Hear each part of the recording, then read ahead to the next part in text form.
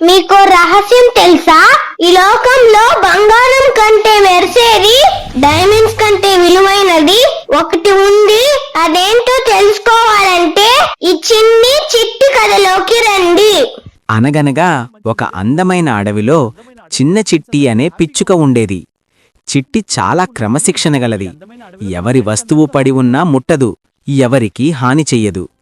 ఒకరోజు చిట్టికి గడ్డిలో ఏదో మెరిసే వస్తువు కనిపించింది. అది ఒక బంగారు ఉంగరం. అది చూసి చిట్టికి ఆశ కలగలేదు, కాని భయం కలిగింది.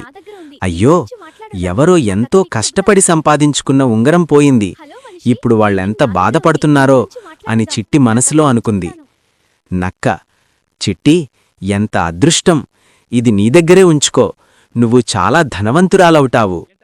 చిట్టి ధైర్యంగా: కాదు నక్కబావా, ఇది నా కష్టార్జితం కాదు. ఇది నా దగ్గర ఉంచుకుంటే అది దొంగతనంతో సమానం. దీని యజమాని ఎవరో నేను తప్పకుండా కనిపెడతాను.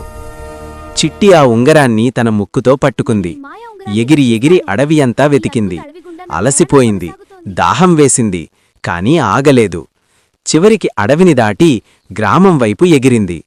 అక్కడ ఒక రైతు తన పొలంలో దిగులుగా కూర్చుని ఉన్నాడు. నా కూతురు పెళ్లికోసం దాచుకున్న ఉంగరం పోయింది అని కన్నీళ్లు పెట్టుకుంటున్నాడు. అది చూసిన చిట్టి నేరుగా వెళ్లి ఆ ఉంగరాన్ని ఆయన ముందుంచింది. రైతు భావోద్వేగంగా: చిన్న పిట్టవైనా ఎంత గొప్ప హృదయం నీది తల్లి! నువ్వు నా కష్టాన్ని కాపాడావు. ఆ రోజునుంచి రైతు చిట్టికి రోజూ గింజలు నీళ్లు పెట్టాడు. అడవిలోని జంతువులన్నీ చిట్టి నిజాయితీని చూసి గర్వపడ్డాయి. ముగింపు: నీతి: మనది కాని వస్తువు మట్టితో సమానం. కష్టపడకుండా వచ్చేదానిపై ఆశపడకు.